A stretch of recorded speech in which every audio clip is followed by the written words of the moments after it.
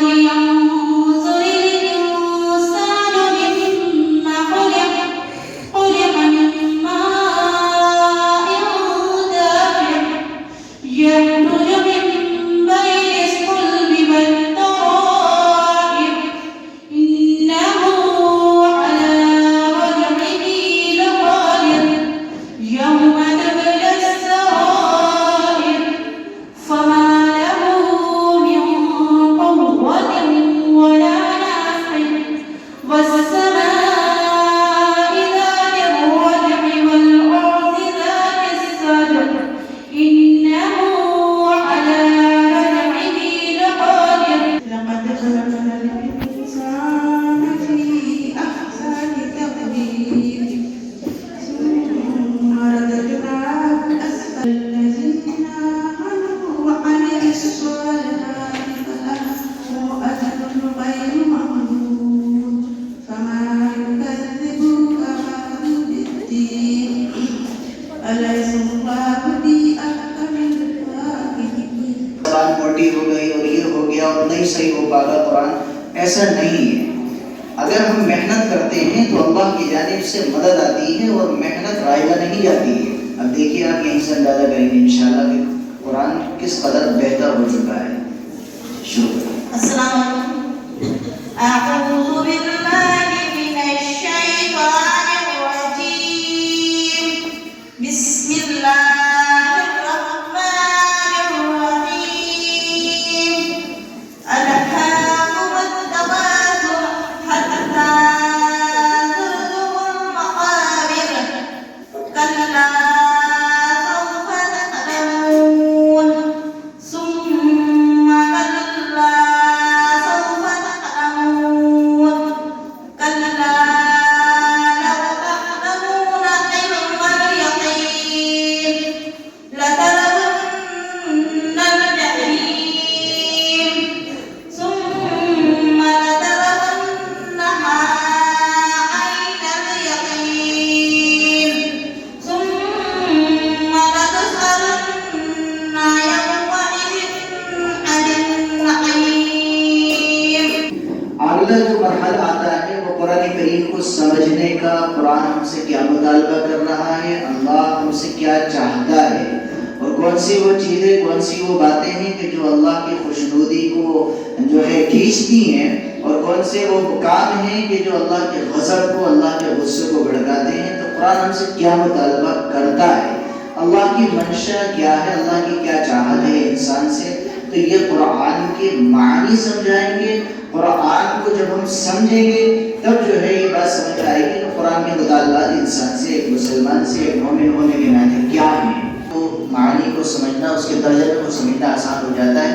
یہ اگلا اسٹیپ ہے ہمارا، اور اگلا جو ہے یہ منصوبہ ہے، انشاءاللہ اس کی ہم کوشش میں لگے ہوئے ہیں۔ چونکہ وقت یہ ہماری جگہ بھی کافی کم رہتی ہے، چھوٹا سا جو ہے کلاس ہے، اس کے اندر 38 طالبات اس وقت ہیں، فی الوقت 38 ہیں، اور آگے بڑھ ہی رہی ہیں۔ ہم کچھ جو ہے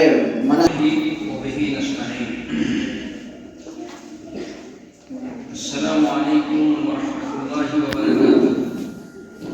الحمد للہ حمدا کما یحب ان یحمد، والصلاة والسلام على صفوة انبیائہ نبینا محمد بن عبد اللہ وعلى آلہ وصحبہ ومن والاه الى یوم الدین۔ اعوذ باللہ من الشیطان الرجیم، بسم اللہ الرحمن الرحیم۔ إن هذا القرآن يهدي للتي هي أقوم ويبشر المؤمنين الذين يعملون الصالحات أن لهم أجرا كبيرا۔ وقال نبينا صلى الله عليه وسلم إن الله يرفع بهذا الكتاب أقواما ويضع به آخرين۔ حضرت مولانا یامین صاحب اور ان کے رفیق کار مولانا وسیم صاحب اور بہت ہی معزز و مکرم خواتین اور ہمارے ظفر صاحب، سب سے پہلے تو میں اللہ کا شکر ادا کرتا ہوں کہ اللہ نے مجھے یہ موقع عنایت فرمایا ہے، مجھے یہ موقع مرحمت فرمایا کہ میں آپ سب سے خطاب مخاطب ہوں۔ تو اس پہ میں مولانا یامین صاحب کا تہہ دل سے شکریہ ادا کرتا ہوں کہ انہوں نے مجھے یہ موقع مرحمت فرمایا، مجھے یہ موقع عنایت کیا۔ یہاں کی کارگزاری اور اس کی جو عملی جو نظیریں میں نے سنی ہیں، جو نظیریں سامنے آئیں اور رپورٹ سامنے آئی، اس سے بہت خوشی ہوئی کہ آپ جو ہیں تعلیم بالغات کے اوپر بہت کوشش کر رہے ہیں اور آپ بہت اچھا کام کر رہے ہیں کہ خواتین کو قرآن سے جوڑنے کا کام کر رہے ہیں، ان کے قرآن تصحیح کرا رہے ہیں۔ لا اقول الف لام میم حرف بل الف حرف و لام حرف و میم حرف۔ نبی صلی اللہ علیہ وسلم نے فرمایا کہ جو شخص قرآن کو پڑھے گا، قرآن کے ایک حرف کو پڑھے گا تو اس کو اس کی نیکی ملے گی، اور نیکی جو ہے ایک حرف کی نیکی 10، ایک حرف پہ 10 نیکی۔ آپ فرماتے ہیں کہ میں یہ نہیں کہتا کہ الف لام میم ایک حرف ہے، بلکہ الف ایک حرف ہے اور لام ایک حرف ہے اور میم ایک حرف ہے۔ گویا الف لام میم آپ نے پڑھا تو 30 نیکیاں آپ کو ملیں۔ کوئی دنیا کا کوئی نیک عمل ایسا نہیں ہے جس میں اتنا اجر و ثواب ملتا ہے۔ اور نبی علیہ الصلوۃ والسلام نے فرمایا ان الماہر بالقرآن مع بررۃ الکرام، کہ جو قرآن کا ماہر ہو، جو قرآن کو بہت اچھے انداز سے پڑھتا ہو، فراٹے سے پڑھتا ہو، ترتیل کے ساتھ پڑھتا ہو، کہ قرآن نے کہا ہے وَرَتِّلِ الْقُرْآنَ تَرْتِيلًا، تو اللہ کے رسول نے خوشخبری سنائی ہے کہ مع البررۃ الکرام، وہ معزز اور محترم بابرکت فرشتوں کے ساتھ ہوگا۔ وہ شخص یا مرد ہو یا خاتون ہو، اس کو اللہ تبارک و تعالیٰ ان کے ساتھ اٹھائے گا۔ والذی یقرأ ویتعتع، اور جو قرآن کو پڑھے اور اٹک اٹک کر پڑھے، وعلیہ مشقہ، اور اس کو پڑھنے میں بڑی دشواری ہوتی ہو، تو اس کے لیے بھی نبی صلی اللہ علیہ وسلم نے فرمایا فإن له اجران، اس کو ڈبل اجر ملے گا۔ ایک تو محنت کرنے کا اجر ملے گا، اور ایک یہ کہ کوشش کر رہا ہے، اٹک اٹک کے پڑھ تو رہا ہے بہر صورت، تو یہ قرآن کو پڑھنا، اس کو صحیح سے پڑھنا بہت اجر و ثواب کا کام ہے۔ لیکن اس کے ساتھ ساتھ اس کو سمجھا جائے کہ ہم سے قرآن کیا مطالبہ کرتا ہے اور کس چیز ہم سے کیسا بننے کا مطالبہ کر رہا ہے، ہماری زندگی کیسے ہونی چاہیے، وہ ہمارے لیے مستقل مکمل ضابطۂ حیات پیش کرتا ہے، تو اس کو تو بھائی وہی سمجھ سکتا ہے جو اس کو سمجھ کر پڑھے، جو اس کا ترجمہ پڑھے، جو اس کو سمجھنے کی کیا کرے، کوشش کرے۔ تو یہ مرحلہ بھی آگے آئے گا انشاءاللہ، جیسا کہ ابھی مولانا نے بتایا، تو بڑی خوشائند بات ہے۔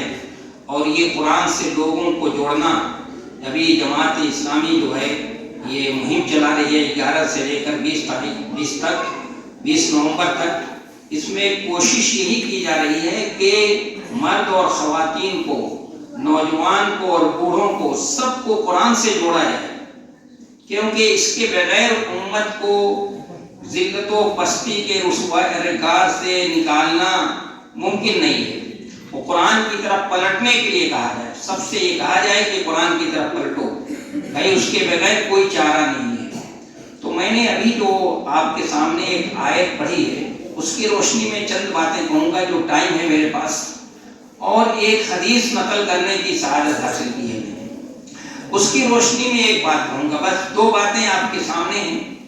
تو جو پہلی قرآن کی آیت پڑھی ہے میں نے کہ ان ھذا القرآن یہدی للتی ہی اقوم، تو اس میں قرآن اپنا تعارف کرا رہا ہے۔ تو آپ کو معلوم ہونا چاہیے کہ قرآن کا تعارف یہ ہے کہ وہ اللہ کا کلام ہے۔ یہ بات یاد رکھیے، دنیا کی کوئی کتاب ایسی نہیں ہے، کوئی آسمانی کتاب ایسی نہیں ہے جس کو کلام اللہ ہونے کا شرف حاصل ہے۔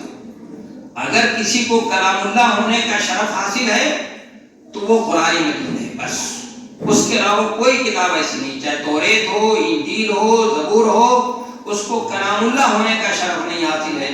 اگر کسی کو شرف حاصل ہے تو وہ کون سی کتاب ہے؟ قرآن مجید، یہ کلام اللہ ہے، اللہ کا کلام ہے۔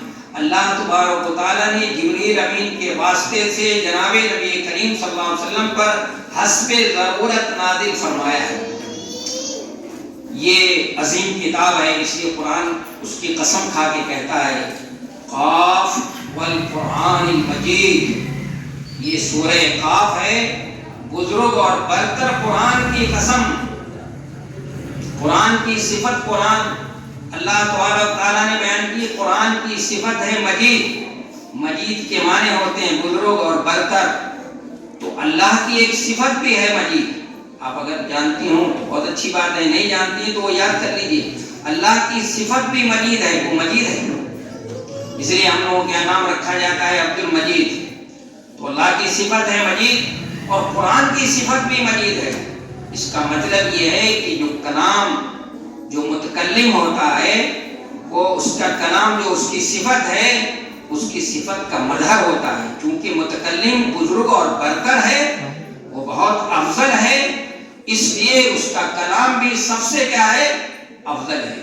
اس لیے کلام فضل کلام اللہ علی سائر الکلام کفضلہ علی خلقہ، اللہ کے کلام کی فضیلت سارے انسانوں کے کلام پر ایسی ہے جیسے اللہ کو سارے انسانوں پہ فضیلت حاصل ہے۔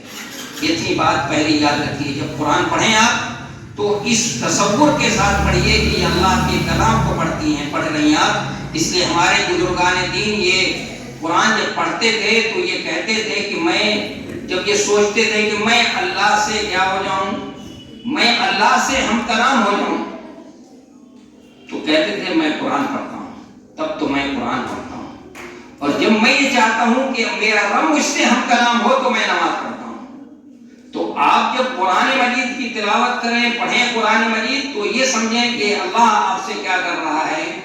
کلام کر رہا ہے۔ تو آپ اللہ سے کلام کر رہی ہیں، اس کی عظمت، اس کی جلالت شان، اس کی اہمیت آپ کے دل کے اندر ہونی چاہیے، اس لیے اس کو بھی سمجھ لیجیے۔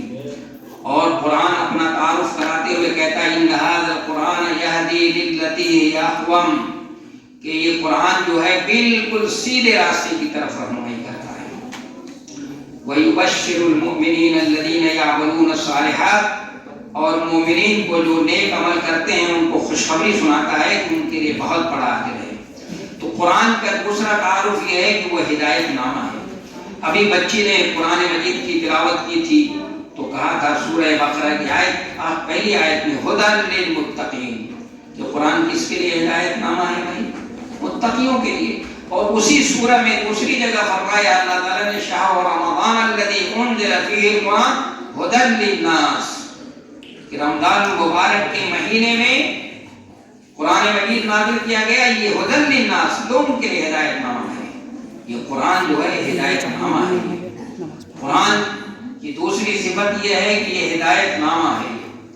اور تیسری بات یہ کہ یہ حق و باطل کے درمیان تمیز کرنے کی کسوٹی ہے۔ اگر آپ حق اور باطل کو سمجھنا چاہتی ہیں کہ حق کیا ہے باطل کیا ہے، تو قرآن کو سمجھ کر پڑھیے تو آپ کو پتہ چل جائے گا کہ حق کیا ہے باطل کیا ہے۔ اس لیے قرآن کہتا ہے تبارک الذی نزل الفرقان علی عبدہ لیکون للعالمین نذیرا، کہ بہت بابرکت ہے وہ ذات جس نے اپنے بندے پر کیا کیا؟ فرقان نازل فرمایا۔ فرقان کا مطلب کیا ہوتا ہے؟ کہ وہ کسوٹی ہے جو حق و باطل کے درمیان کیا کرے؟ امتیاز پیدا کر دے۔ اور وہ دلوں کو جھنجھوڑنے والی کتاب ہے، دلوں کو اپیل کرنے والی کتاب ہے، انسان کو جو ہے عمل کرنے پر آمادہ کرنے والی کتاب ہے۔ تو اس کتاب کو آپ پڑھ رہی ہیں کتاب کو، تو اس کتاب کو سمجھنے کی بھی کیا کریں آپ کوشش کریں۔ دیکھیے یہ صفت ہے اس کی قرآن کی۔ اور قرآن آگے کہتا ہے کہ قرآن یہ نصیحت نامہ بھی ہے۔ یا ایھا الناس قد جاءتکم موعظۃ من ربکم وشفاء لما فی الصدور وہدی ورحمۃ للمؤمنین، کہ اے انسانوں تمہارے پاس تمہارے رب کی طرف سے نصیحت آ گئی ہے۔ یہ قرآن کیا ہے؟ نصیحت ہے۔ آپ اس کو نصیحت نامہ سمجھ کر پڑھیے، اس کو سمجھنے کی کوشش کیجیے۔ وشفاء لما فی الصدور، دلوں کے اندر جو روگ ہوتا ہے، بیماری ہوتی ہے، حسد ہے، جلن ہے، کینہ کپٹ ہے، بغض اور عناد ہے، نفرت اور عداوت ہے، کبر اور غرور ہے، یہ دل کی سب بیماریاں ہیں۔ ان بیماریوں کا علاج ہے اس کے اندر۔ وَهُدًى وَرَحْمَةٌ لِّلْمُؤْمِنِينَ، اور یہ ہدایت اور رحمت ہے مومنین کے لیے۔ اور بھی قرآن کی بے شمار صفات ہیں، میرے پاس ٹائم نہیں ہے کہ میں آپ کے سامنے ان سب کو بتاؤں۔ تو قرآن کو آپ سمجھیے، قرآن کیا ہے؟ اللہ کا کلام ہے، قرآن ہدایت نامہ ہے، قرآن حق و باطل کے درمیان فرق کرنے والی کیا ہے؟ کسوٹی ہے، دلوں کو جھجوڑنے والی کتاب ہے، اور نصیحت نامہ ہے، اور دلوں کے روگ کی کا علاج ہے اس میں۔ تو اس حیثیت سے اس کتاب کو پڑھیے آپ خوش نصیب ہیں، قابل مبارکباد ہیں کہ آپ جو ہیں یہاں پر آتی ہیں، اپنا 24 گھنٹے میں وقت نکالتی ہیں آپ قرآن کے لیے۔ یہ اللہ نے توفیق دی ہے تو نکال رہی ہیں آپ، اللہ کا شکر ادا کیجیے کہ اللہ نے آپ کو توفیق دے دی، نہیں تو بہت سی خاتون ہیں جن کو توفیق نہیں مل پا رہی ہے۔ اللہ نے آپ کو توفیق دی ہے تو اللہ آپ پر مہربان ہے، وہ چاہتا ہے آپ سے کچھ کام لینا چاہتا ہے، اس لیے آپ کو اللہ نے قرآن پڑھنے کی طرف بھیجا ہے، اس مدرسے کے اندر بھیجا ہے کہ آپ جائیں قرآن پڑھیں، اس کی تصحیح کریں، اس کو سمجھنے کی کوشش کریں، اپنی زندگی کو بدلیں اور دوسروں کی زندگی کو بدلنے کی کیا کریں؟ آپ فکر کریں، سمجھ گئے آپ؟ تو یہ اللہ کی آپ کے اوپر بڑا احسان ہے اللہ کا۔ آپ جتنا بھی شکر ادا کریں آپ اس کا کم ہے، روئے سے شکر ادا کریں تو کم ہے۔ اور ان کا بھی، مولانا کا بھی شکر ادا کیجیے، میرے دائیں اور بائیں جو بیٹھے ہیں ان کا بھی شکریہ ادا کیجیے کہ آپ نے ہمارے لیے موقع فراہم کر دیا کہ ہم اپنے وقت میں سے جو ہے کیا کر رہے ہیں؟ وقت نکال رہے ہیں 24 گھنٹے میں سے۔ دیکھیے دنیا کمانے کے لیے ہم تو 24 گھنٹے اپنا لگا رہے ہیں، لیکن اپنی آخرت بنانے کے لیے ہم لوگ وقت نہیں نکالتے، بڑے افسوس کی بات ہے۔ قرآن کے ساتھ، قرآن کو پڑھنے کے لیے، قرآن کو سمجھنے کے لیے، اس کی تصحیح کے لیے وقت نہیں نکالے ہم تو کل اللہ کے یہاں جواب کیا دیں گے ہم؟ کل یہ قرآن جو ہے آپ کے خلاف حجت بن جائے گا، میں بتا رہا ہوں آپ کو۔ قرآن یہ کہے گا کہ اے اللہ اس کو جو ہے اس کو بخشیے گا نہیں۔ قرآن آپ کے خلاف گواہی دے دے گا، آپ کے خلاف حجت بن جائے گا۔ جب آپ قرآن کو نہیں پڑھیں گی، قرآن کے مطابق عمل نہیں کریں گی تو آپ کے خلاف حجت ہوگا، اور اگر قرآن حجت لگا آپ کے حق میں حجت بن جائے گا۔ جب آپ قرآن کو پڑھیں گی، قرآن کے لیے وقت نکالیں گی، قرآن کو سمجھنے کی کوشش کریں گے، اس کے مطابق اپنی زندگی کو ڈھالیں گی تو قرآن آپ کے حق میں کیا کرے گا؟ سفارشی بنے گا۔ آپ جانتے ہیں موقع ہوتا تو میں بتاتا کہ قرآن کل قیامت کے دن ہم عدالت میں جاتے ہیں مقدمہ لڑانے کے لیے تو وکیل کرتے ہیں، ہم لوگ وکیل کرتے ہیں کہ نہیں کرتے ہیں؟ وکیل کرتے ہیں۔ کل قیامت کے دن 3 وکیل ہوں گے میدان حشر میں۔ آپ جانتے ہیں 3 وکیل ہوں گے۔ عبدالرحمن بن عوف کی روایت حدیث ہے، مسند شریف کے اندر موجود ہے اور صحیح حدیث ہے کہ عبدالرحمن بن عوف رضی اللہ تعالیٰ عنہ کہتے ہیں کہ 3 وکیل ہوں گے۔ تینوں وکیلوں کو تو نہیں بتاتا میں، ایک وکیل قرآن بتائے کہ ایک وکیل قرآن ہوگا جو آپ کی وکالت کرے گا۔ اگر کسی وجہ سے آپ کو جہنم میں لے جایا جا رہا ہوگا تو قرآن کہے گا، آڑے آ جائے گا کہ نہیں اللہ میں اس کو جانے نہیں دوں گا، قرآن میں اس کو قرآن کو جو اس خاتون کو جہنم میں جانے نہیں دوں گا، اس لیے کہ یہ مجھے پڑھتی تھی، میرے مطابق اس کے مطابق زندگی گزارتی تھی، میں اس کی سفارش کر رہا ہوں، اللہ میری سفارش کو قبول کر لے۔ تو اللہ تعالیٰ اس کی سفارش کو کیا کرے گا؟ اللہ قبول کر لے گا میدان حشر میں۔ آپ اگر چاہتی ہیں کہ میدان حشر کے اندر قرآن آپ کی سفارشی بن جائے تو قرآن کو پڑھیے، اس کو سمجھیے اور اس کے مطابق اپنی زندگی کو کیا کریں؟ آپ ڈھالنے کی کوشش کریں۔ تو ایک بات تو یہ میں نے عرض کی۔ دوسری جو حدیث میں نے پڑھی ہے ابھی کہ نبی علیہ الصلوۃ والسلام فرما رہے ہیں ان اللہ یرفع بہذا الکتاب اقواما ویدعو بہ آخرین۔ یہ ابھی اس کتاب قرآن کے بارے میں بتا رہا تھا میں۔ اس قرآن کی جو اہمیت ہے اگر اس پہ بتایا یا بہت کچھ کہا جا سکتا ہے۔ قرآن کی اہمیت یہ ہے کہ قرآن کہتا ہے کہ لو انزلنا هذا القرآن على جبل لرأيته خاشعا متصدعا من خشیۃ اللہ، کہ اگر پہاڑ پہ نازل کر دیا جاتا اس کو تو ریزے ہو جاتا، پاش ہو جاتا۔ یہ سمجھ لیجیے اس کی عظمت۔ اور قرآن کہتا ہے انا سنلقی علیک قولا ثقیلا، قول ثقیل ہم نازل فرما رہے ہیں آپ کے اوپر، یہ قول ثقیل بھی ہے۔ اور قرآن کہتا ہے لا یمسہ الا المطہرون، پاک لوگ ہی اس کو چھوتے ہیں۔ بہت عظیم کتاب ہے اور بڑی انقلابی کتاب ہے۔ نبی علیہ الصلوۃ والسلام فرما رہے ہیں ان اللہ یرفع بہذا الکتاب اقواما ویدعو بہ آخرین، کہ اللہ اس کتاب کے ذریعے سے کچھ لوگوں کو بہت اونچا اٹھاتا ہے اور کچھ لوگوں کو پستی کی کھائی میں اور قعر مذلت میں ڈال دیتا ہے، بالکل پستی میں ڈال دیتا ہے۔ تو آج ذرا سا تھوڑی دیر بیٹھ کر سوچنے کی بات ہے، آپ بھی سوچیں، میں بھی سوچوں کہ کہ کیا بات ہے، آج یہ کتاب ہمارے پاس ہے اور یہ ہماری خصوصیت ہے، ہمارا امتیاز ہے۔ اسی کتاب نے یہ دنیا میں انقلاب پیدا کیا تھا۔ اسی کتاب کے ذریعے سے نبی علیہ السلام نے ایسا انقلاب پیدا کیا، مثالی انقلاب جو ہمہ پہلو انقلاب تھا، انسانوں کی زندگی کو پلٹ دیا، انسانوں کی زندگی بالکل بدل گئی۔ وہ جو چور اور چکے تھے، شرابی اور کبابی تھے، وہ سب کیا ہو گئے؟ سب نیک اور صالح ہو گئے، مثالی انسان ہو گئے، ایسے انسان بن گئے، ایسے انسانوں کا گلدستہ بن گئے کہ آسمان کی آنکھ نے ویسے انسانوں کو آج تک نہیں دیکھا اور نہ دیکھ سکتی انسان آسمان کی آنکھ۔ ایسا اس کتاب نے ایسے لوگوں کو پیدا کر دیا، ایسی انقلابی کتاب ہے ہمارے پاس۔ لیکن آج کیا بات ہے؟ آج کیا بات ہے کہ وہ انقلابی کتاب ہے اور آج ہم اس ملک میں بھی ذلیل ہیں، ہم ذلیل اور رسوا ہیں۔ جو چاہتا ہے ہمیں چاٹ مار دیتا ہے، جو چاہتا ہے ہمیں پیر سے ٹھکرا دیتا ہے، جو چاہتا ہے ہمیں ذلیل کر دیتا ہے، اور پوری دنیا میں بھی ہم ذلیل و خوار ہیں۔ کیا بات ہے؟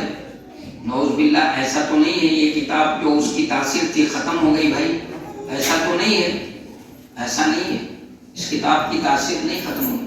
اس کتاب کی وہی تاثیر موجود ہے، وہی تاثیر موجود ہے جو حضرت عمر فاروق کے اندر جو اس نے تاثیر پیدا کی تھی کہ قرآن پڑھا ہے، پڑھنے کے بعد ان کی زندگی بدل گئی۔ پہلے کیا کرتے تھے؟ ایمان لائے، قرآن پڑھ لیا، اور اس کے بعد عشاء کے بعد وہ خاتون جہاں پر جایا کرتے تھے، رقص و سرود کی مجلسیں ہوا کرتی تھی، شراب و کباب کی مجلس ہوا کرتی تھی، وہ خاتون بلا رہی ہیں کہ وقت ہو گیا آ جائیے، انہوں نے کہا نہیں، اب دنیا بدل چکی ہے، اب زمانہ ختم، بس وہ ختم، اب ایمان لا چکے ہم قرآن پر ایمان لا چکے۔ نبی علیہ السلام سے کہا وجاہدہم بہ جہادا کبیرا، اس قرآن کے ذریعے سے بڑا والا جہاد کر لیجیے۔ تو آپ قرآن کو پڑھاتے تھے، صحابہ کرام کو قرآن کے ذریعے سے ان کی زندگیوں کو بدلتے تھے، تو ان کی زندگیوں میں کیا آ گیا؟ انقلاب آیا، ان کی زندگیاں بالکل بدل گئیں۔ ایسا مثالی انقلاب دنیا میں انقلاب آئے ہیں، ایسی بات نہیں ہے۔ جیسے فرانس کا انقلاب آیا، وہ بھی انقلاب تھا، لیکن وہ ایک ایسا انقلاب ہے، جزئی انقلاب، ایک سیاسی انقلاب تھا، ایک خاندان سے دوسرے خاندان میں کرسی منتقل ہو گئی۔ اگر روس میں انقلاب آیا تو وہ معاشی انقلاب تھا، وہ بھی جزئی انقلاب، لیکن نبی علیہ السلام نے اس کتاب کے ذریعے سے جو انقلاب برپا کیا ہے، وہ کیسا انقلاب تھا؟ ہمہ پہلو، زندگی کے 6 شعبے ہوتے ہیں، 6 شعبے کو بالکل کیا کر دیا؟ قرآن نے بدل دیا، بالکل تبدیلی پیدا کر دی۔ اور پھر اس کتاب کے ذریعے سے لے کر اٹھے اور آگے بڑھے مسلمان، تو ہم نے 1000 سال تک اس دنیا پر کیا ہے؟ دنیا میں حکومت کی ہے، 1000 سال تک دنیا میں ہمارا پرچم لہرایا ہے، ہمارا تمدن قابل تقلید تھا، ہماری تہذیب جو ہے قابل تقلید مانی جاتی تھی، ہماری فوج ناقابل تسخیر مانی جاتی تھی۔ لیکن آج کیا ہو گیا بھائی؟ بہت افسوس کے بعد کہنا پڑتا ہے کہ آج کیا ہو گیا کہ ہم کوئی کتاب موجود ہے لیکن اب کوئی بات نہیں، ہمارے پاس تو کتاب موجود ہے لیکن وہ بات نہیں ہے بھائی۔ تو سوچنے کی بات ہے، غور کرنے کی بات ہے کہ نہیں ہے؟ تاثیر تو نہیں ختم ہوئی، میں نے ابھی کہا تھا۔ اصل کیا ہے بات؟ اصل بات یہ ہے کہ ہمارا قرآن سے جو تعلق ہونا چاہیے وہ تعلق نہیں ہے۔ جو صحابہ کرام کا قرآن سے تعلق تھا، جو تابعین اور تبع تابعین کا تعلق تھا، وہ والا تعلق نہیں ہمارا قرآن مجید سے۔ ہم قرآن مجید کو سمجھنے کے لیے، قرآن مجید کو پڑھنے کے لیے کتنا وقت دیتے ہیں؟ آپ بتا دیجیے، آپ ہی بتا رہی ہیں نا کہ 1.5 گھنٹہ آپ دیتی ہیں، اور کتنی خواتین ہیں جو 1.5 گھنٹے 2 گھنٹے قرآن کے لیے دیتی ہیں؟ 24 گھنٹے میں کتنا دے رہی ہیں؟ اور میں کتنا دیتا ہوں؟ مجھے بھی سوچنا ہے کہ میں کتنا دیتا ہوں۔ آج سے پہلے میں بتا رہا ہوں، میں بچپن کی بات بتاتا ہوں کہ اپنے محلے میں جاتا تھا، گھروں سے گزرتا تھا فجر کے بعد، تو گھروں سے تلاوت کی آواز سنائی دیتی تھی۔ لیکن آج کیا مسلم محلوں میں کیوں بھائی گھروں سے تلاوت کی آواز سنائی دیتی ہے؟ بتا دیجیے آپ۔ نہیں سنائی دیتی۔ یہ بات نہیں ہے، وہ بات نہیں ہمارے اندر۔ کیا بات ہوگی؟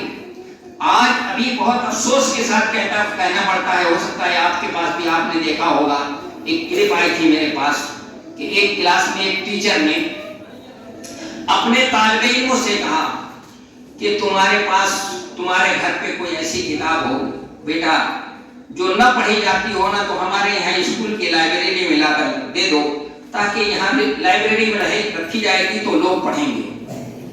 تو آپ جانتی ہیں بچوں سے کہا تھا کہ کل لے کر آنا بیٹا جو کوئی ایسی کتاب جو نہ پڑھی جاتی ہو۔ تو جانتے ہیں آپ بچے کون سی کتاب لے کر آئے تھے؟ سارے کے سارے بچے قرآن لے کر آئے تھے۔ تو ٹیچر نے پوچھا کہ کیا بھائی یہ کتاب ہے تمہارے یہاں جو نہیں پڑھی جاتی ہے؟ تو انہوں نے کہا کہ ہاں استاد محترم، ہمارے یہاں یہ کتاب ہے جو نہیں پڑھی جاتی، جزدان میں، بہت جزدان میں، اچھے جزدان میں بند کر کے اس کو اوپر ہم لوگ رکھ دیتے ہیں، اور کبھی اٹھا کر چوم لیتے ہیں، اور کبھی جو ہے اس کو اس پر ہاتھ رکھ کر کے جو ہے یہ کر لیتے ہیں، اور اس کو ہم نے جادو اور منتر کے لیے اور اس کے لیے جو ہے اس کے لیے بنا رکھا ہے، تعویذ اور گنڈے کا ہم اس سے کام لے لیتے ہیں بس، اور کچھ نہیں کرتے ہیں۔ اور آپ کو ایک اور بات بتاؤں کہ ایک مولانا صاحب تھے، ایک گھر میں جا کر وہ بچوں کو قرآن پڑھایا کرتے تھے، تو جہاں پڑھاتے تھے اتفاق کی بات میز کے اوپر پیسہ رکھا ہوا تھا، پنکھے سے وہ پیسہ اڑ رہا تھا، تو انہوں نے سوچا کہ پیسہ اڑ جائے گا، ادھر ادھر چلے ہو جائے گا، ضائع ہو جائے گا، بچوں کو پڑھا رہے تھے، وہ قرآن کے اندر انہوں نے رکھ دیا، وہ مولانا صاحب چلے گئے پڑھا کر۔ اب گھر والے دیکھ رہے ہیں پیسہ ڈھونڈ رہے ہیں، پیسہ نظر نہیں آ رہا ہے، پیسہ ملے، انہوں نے سمجھا مولانا ہی صاحب آئے تھے، ان کے علاوہ اور کون لے گیا ہوگا، تو بہت دنوں تک تو پوچھا نہیں، لیکن ذہن میں یہ بات گھوم رہی کہ مولانا صاحب آئے تھے، وہی آئے ہیں، اس کے علاوہ کوئی آئے نہیں، مولانا ہی لے گئے ہوں گے۔ تو بہت 1-2 مہینے کے بعد مولانا صاحب سے پوچھا کہ مولانا آپ ایک دن پڑھانے آئے تھے، وہاں پیسہ تھا، اتنا روپیہ رکھا ہوا تھا، وہ مل نہیں رہا ہے، آپ ہی نے لیا ہوگا، آپ کے علاوہ کون لیا، کس نے لیا ہوگا؟ تو انہوں نے کہا بھائی مجھے بہت افسوس ہے، بہت ہی افسوس ہے، وہ پنکھے کی ہوا سے اڑ رہا تھا وہ نوٹ، تو میں نے سوچا کہ یہ اڑ جائے گا، ضائع ہو جائے گا، میں نے قرآن کے اندر رکھ دیا ہے۔ افسوس آپ لوگ قرآن نہیں پڑھتے ہیں، اگر قرآن اٹھا کر پڑھتے تو آپ کو روپیہ اس کے اندر مل جاتا، قرآن اٹھائیے، ابھی اٹھائیے، اس میں قرآن پیسہ رکھا ہوا ہے۔ دیکھا آپ نے ہمارا قرآن سے کیا تعلق ہے بھائی؟ ہمارا قرآن سے یہ تعلق ہے، یہ ہمارا رشتہ ہے۔ تو کیا ہوگا جب ہم نے قرآن کو چھوڑ دیا تو اللہ تعالیٰ نے بھی چھوڑ دیا نا۔ جب ہم نے قرآن سے اپنے رشتے کو مضبوط کیا تھا، قرآن سے اپنی زندگی کو ہم نے سنوارا اور بنایا تھا، تو اللہ تعالیٰ نے ہمیں بنا دیا، اللہ تعالیٰ نے ہمیں اقتدار دے دیا۔ قرآن نبی صلی اللہ علیہ وسلم کیا فرماتے ہیں؟ ان اللہ یرفع بہذا الکتاب اقواما، اللہ تعالیٰ اس کتاب کے ذریعے سے کچھ لوگوں کو بہت اونچا اٹھاتا ہے۔ تو کن کو اٹھاتا ہے؟ جو لوگ اس کتاب کو پڑھتے ہیں، جو اس کتاب کو سمجھتے ہیں، جو اس کتاب کے مطابق زندگی گزارتے ہیں، ان کو اللہ تعالیٰ کہاں پہنچا دیتا ہے؟ یہاں پر۔ عمر فاروق کون تھے؟ آپ کو معلوم ہے، اگر ان کی زندگی پڑھیں گے، اونٹ چلانا بھی نہیں آتا تھا، ان کے والد محترم ڈانٹا کرتے تھے، لیکن اس قرآن نے کیا بنا دیا ان کو؟ آپ ذرا ان کی زندگی کو پڑھیے، اگر آپ نے علامہ شبلی نعمانی کی کتاب ہے الفاروق 2 جلدوں کے اندر اس کو پڑھیں گے تو آپ کو پتہ چلے گا عمر فاروق کو قرآن نے کیا بنا دیا، کیسے عمر فاروق کیا ہو گئے؟ حاکم عادل، کیسے حکومت کر کے دنیا کو دکھا دیا۔ اونٹ چلانے والے اونٹ چلا جو اونٹ نہیں چلا سکتے تھے، قوموں کی قیادت کر کے کیا کر دیا انہوں نے؟ دکھا دیا۔ اس قرآن نے اتنی تبدیلی پیدا کر دی تھی ان کے اندر، اس طرح بدل دیا تھا قرآن نے ان کو۔ تو اگر ہم بھی قرآن کو پڑھیں اور قرآن کو سمجھنے کی کیا کریں؟ کوشش کریں، اور قرآن سے اپنے تعلق اور رشتے کو کیا کریں؟ مضبوط سے مضبوط کریں، تو اللہ تبارک و تعالیٰ جو ہے کیا کر سکتا ہے؟ اللہ تبارک و تعالیٰ اس پر قادر ہے، اور ہم سب کا یقین ہے، اور میں سمجھتا ہوں کہ آپ سب کا بھی یقین ہوگا کہ یہ قرآن جو ہے آج بھی تبدیلی کر سکتا ہے۔ اگر ہم چاہتے ہیں اس ذلت و رسوائی سے نکلنا چاہتے ہیں، ہم سے چاہتے ہیں کہ اللہ تعالیٰ ہمیں عروج عطا فرما دے، اللہ تبارک و تعالیٰ ہمیں جو ہماری عزت، جو پہلے عزت تھی وہ عزت دوبارہ ہمیں مل جائے، ہم ذلت و رسوائی کے مرحلے سے ہم کو نکال دے اللہ تبارک و تعالیٰ، تو ہمیں کیا کرنا پڑے گا بھائی؟ قرآن سے جڑنا پڑے گا، قرآن سے اپنے رشتے کو مضبوط سے مضبوط کرنا پڑے گا، اور قرآن سے جو ہمارا رشتہ کمزور ہے، اس کمزور رشتے کو تھوڑا اور مضبوط کرنا پڑے گا، خود بھی کریں اور اپنے بچوں کو، خاص طور سے جو چھوٹے چھوٹے بچے ہیں، نونہال ہیں اور نوجوان ہیں، چاہے لڑکے ہوں لڑکیاں ہوں، ان کو اس سے جوڑنے کی ضرورت ہے. یہ میں پھر آخر میں بھی یہ اس ادارے کے ذمہ داروں کو بار بار جو ہے مبارکباد دیتا ہوں کہ انہوں نے بہت ہی اچھا کام کیا ہے، اور اتنا اچھا کام کیا ہے جو یہ وقت کی ضرورت ہے. یہ وقت کی ضرورت ہے کہ خواتین کو، مرد اور خواتین کو، نوجوانوں کو، بوڑھوں کو، سب کو قرآن سے کیا کیا جائے، جوڑا جائے. اگر جو حالات ہیں، جن حالات سے ہم اس ملک کے اندر گزر رہے ہیں، آپ دیکھ رہی ہوں گی، جانتی ہوں گی کہ اس وقت مسلمانوں کے اندر خوف و ہراس ہے. ہر مسلمان ڈرا ہوا ہے، سہما ہوا ہے، اور ہر مسلمان مایوسی کا شکار ہے. تو ہم کیوں ہیں؟ اس لیے کہ ہمارا ایمان مضبوط نہیں ہے. ہم قرآن پہ ایمان نہیں ہے، اللہ پر ایمان اور یقین مضبوط نہیں ہے. اگر ایمان اور یقین مضبوط ہوتا تو یہ ہمارے اندر یہ باتیں نہیں ہوتی. اور خاص طور سے ہم نے جناب نبی کریم صلی اللہ علیہ وسلم کی سیرت کو پڑھا ہوتا، آپ کی زندگی کو پڑھا ہوتا، جس سے زندگی بنتی ہے. اگر پڑھا ہوتا تو ہمارے اندر جو ہے کبھی کسی طرح کے خوف، کبھی ہراس اور کسی طرح کی کوئی نا امیدی کبھی بھی پیدا نہیں ہوتی. بلکہ مسلمانوں کا معاملہ آپ جانتی ہیں، نبی صلی اللہ علیہ وسلم کی زندگی میں ایک جنگ ہوئی ہے، غزوہ احزاب کہتے ہیں اس کو، کہ مسلمانوں کو اس سے بتا. سبحان ربك رب العزة عما يصفون وسلام على المرسلين والحمد لله رب العالمين. یہ ابھی آپ حضرات کے لیے